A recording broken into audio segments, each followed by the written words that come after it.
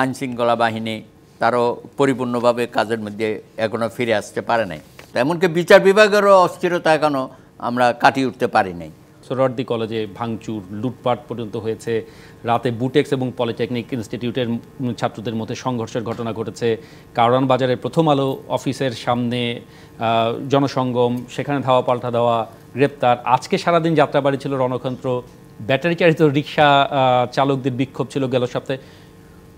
সব মিলিয়ে আমি তালিকায় হয়তো আর দু একটি বাদ পড়ে। কিসের আলামত? আপনি একজন বর্ষিয়ান রাজনীতিবিদ, আপনি নিশ্চয়ই টের পান। সামগ্রিক পরিস্থিতি বিবেচনায় আপনি যে ঘটনাগুলো উপস্থাপন করেছেন, আমি মনে করি একটা অশনি সংখ্যা দেশের জন্য।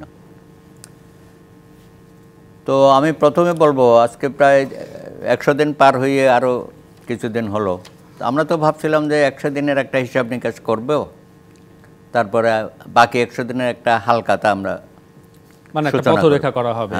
হ্যাঁ, এবং সেই হালখাতাটা নিশ্চয়ই তাদের যে সমস্ত সফল পদক্ষেপগুলো এক এক করে আমাদের সামনে আসবে।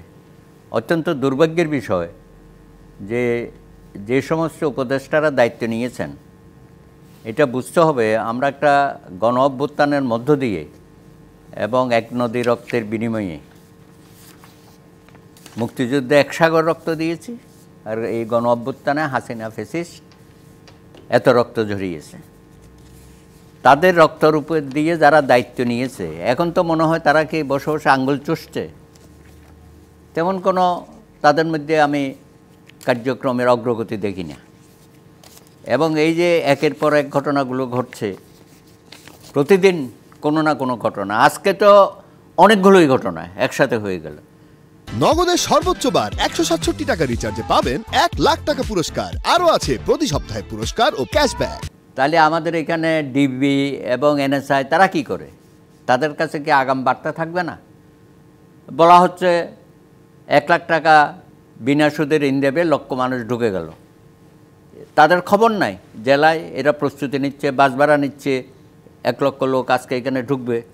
ছাত্ররা বেশ কিছুদিন ধরে, মানে যিনি এটি সংগঠন করেছেন তাকে আটক করা হয়েছে। না না, ব্যাপার হচ্ছে আমি তো ওনাকে চিনি। হ্যাঁ, ওনার এই কর্মকাণ্ডের মধ্যে আমি তেমন কোনো ষড়যন্ত্র দেখি নাই। হ্যাঁ, উনি বলেছে এত পাচার হয়েছে, টাকাগুলো সরকারের উপর চাপ সৃষ্টি করে টাকাগুলো আনবে, এনে সাধারণ গরিব মানুষের মধ্যে বিনা সুদে ঋণ দেবে। এই ছিল তার এটা। তার সময়টা নির্ধারণ হয়তো সঠিক হয় নাই। এই সময়ে 1 লক্ষ লোককে যে একটা সমাবেশ করবে, হ্যাঁ, যেখানে একটা অস্থিরতা চলছে সারা জায়গায়, আমাদের আইনশৃঙ্খলা বাহিনী তারও পরিপূর্ণভাবে কাজের মধ্যে এখনও ফিরে আসতে পারে নাই। পাশাপাশি আমাদের প্রশাসন এবং অন্যান্য বিভাগও একটা অস্থিরতা চলছে, এমনকি বিচার বিভাগেরও অস্থিরতা এখনও আমরা কাটিয়ে উঠতে পারি নাই। তো সেই জায়গায় ছাত্ররা তো গত কিছুদিন ধরে ঢাকা কলেজ, সিটি কলেজ, তার আগে আইডিয়াল কলেজ, জি, এগুলো কি শুরু হয়েছে? তুচ্ছ ঘটনা। তারপরে কলেজ, তারপর তিতুমির কলেজ, মানে আমরা দেখছি। হ্যাঁ, তারপর তাদের ইউনিভার্সিটির দাবিতে শুরু হয়ে গেল। তো কদিন পরে তো প্রাইমারি স্কুলের ছেলেরাও হয়তো বলবে যে আমাদেরকে ইউনিভার্সিটি করে দাও।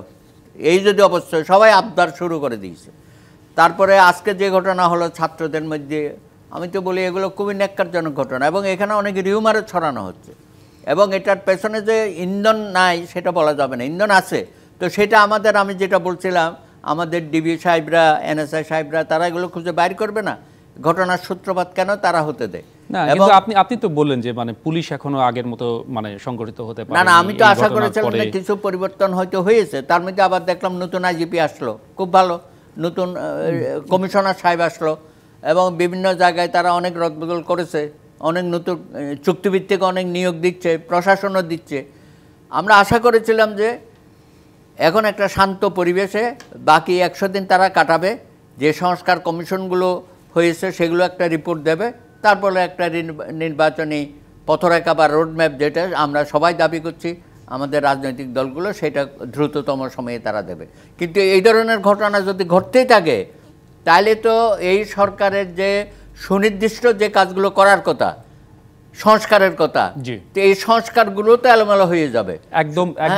আপনার বক্তব্য। সুতরাং প্রশ্ন হচ্ছে, সংস্কার কমিশনগুলো খুব দ্রুততম সময়ে ভাই আপনাদের কাজগুলো শেষ করেন, এগুলো কাজ ঝুলায় রাখবেন না।